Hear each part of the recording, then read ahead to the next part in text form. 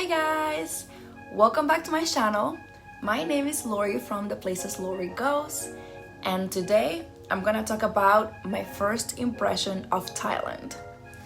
Now, everybody's first impression of any country they visit for the first time will always be different. It depends on where you're from, where you've been, and what you're used to and what kind of things you find interesting. So, based on the fact that I was born and raised in Puerto Rico until I was like 22 years old, then I moved to Los Angeles, California for about 7 years, and I've mostly traveled within the US and a few European countries. My first impression of Thailand might be a little different from that of many people. But, without further ado, here are my first impressions of Thailand in 5 categories. The first one is the weather. And let me tell you, it is hot. Like really freaking hot and humid. Like for some reason I was not expecting it to be this hot, but fucking A, it is hot. Like being outside will make you sweat through every pore of your body. Now, personally, I don't mind the heat that much since I'm kind of used to it. The temperature is kind of similar to the one in Puerto Rico with its hot humidity and tropical weather. But being on the other side of the world and, not in a little island, it feels somehow hotter over here, I'm not gonna lie. Temperatures can go up to about 100 Fahrenheit during the day and as low as 74, 75 Fahrenheit at night. At least this time I'm here, which is April to June. And you can also expect rain here and there. Sometimes it rains for hours, sometimes it rains for like 5-10 minutes, but at least it kind of cools down when it rains. And because of the constant heat, there are a lot of places you can cool down. Oof, thank God. Usually, hotels and Airbnbs will offer AC in your room, and some restaurants also have AC inside to, freshen up. But if you're also staying near a beach or a pool, a quick swim will cool you down and be the perfect recipe to combat the heat, because trust me, you will need it. Second category is food. Thai food is freaking delicious. Not that I was surprised, it was one of the main reasons I wanted to live in Thailand. I'm a huge fan of Asian cuisine, and Thai food is at the top. My favorite dishes so far are fried rice, which they make with seafood, chicken, pineapple, egg, and so many more options. I like the pad thai, of course, as well. I recently tried tom yum spaghetti, which is spaghetti made with chili paste and seafood. And I recently also tried khao soi, which is a northern Thailand soup made with crispy noodles and yellow curry. So there are a lot more dishes I haven't tried yet, but there's also a lot that I probably won't try, like the crickets and scorpions on skewers that I see on street markets. That's just not happening. There's also a lot of more other options to eat in Thailand, like Japanese food and Vietnamese food as well as American dishes and other American brands like McDonald's and KFC. So if you're not feeling too adventurous or you're a little homesick for home's food, you can always go there. Oh, also mangoes. They're very popular in Thailand. From dessert dishes like mango sticky rice to mango smoothies. Just if you're in Thailand, make sure you try mangoes. You will not regret it, they're delicious. And actually, another awesome factor of Thai food is the price. Plates can go from as low as 40 baht, which is $1.20, to about 300 baht, which is $9, depending on where you go and how much you eat.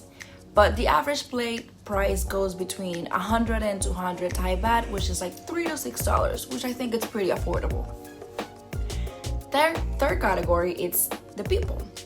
Locals in Thailand are super friendly and super nice, from pointing you in the right direction on the streets to helping you understand the laundromat system. Thai people are really happy to help foreigners, basically at any given moment, especially if they see you struggling. Also, they will always have a smile on their face and laugh at any situation. But also, there are the not so honest locals, like tuk-tuk drivers, that will try to definitely overcharge you for rides, or will even lie to you about temple opening hours and like praying time, so that you get on a taxi, on the tuk-tuk, and they'll take you like somewhere else.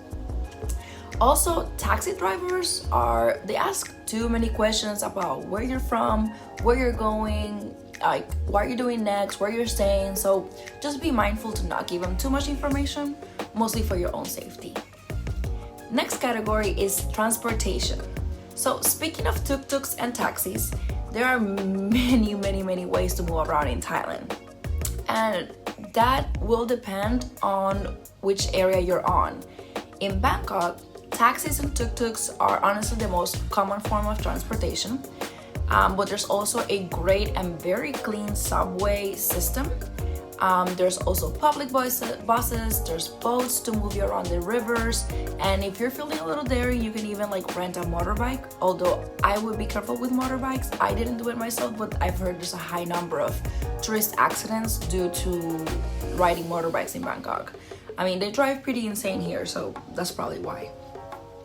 But in other parts of Thailand, like in Chiang Mai and Phuket, you won't see taxis almost at all. You'll see a lot of tuk-tuks and a lot of song thos, I don't know if that's how you say it, which are like red pickup trucks that work like buses / shared taxis, and they cost about 30 baht per person, which is not too bad. Another way to move around Thailand is through the app Grab, which is similar to like Uber or Lyft. And it's also really great for ordering food when you don't want to go out for any reason.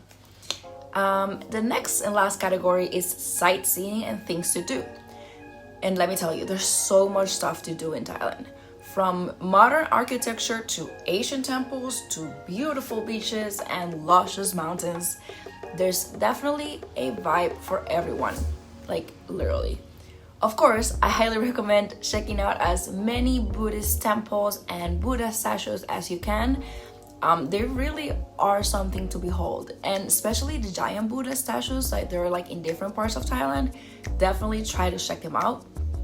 As a beach lover myself, I also recommend checking out places like Phuket and like small islands around Phuket and the Gulf of Thailand, like Koh Phangan, where the famous full moon party takes place, and I hope to be there later, in June. Let's hope for it.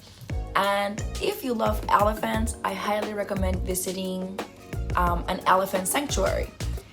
There are quite a few around the country, but from what I understand, Chiang Mai, it's the most popular place to do that kind of activities, and you can always book a tour group to go ahead and do that.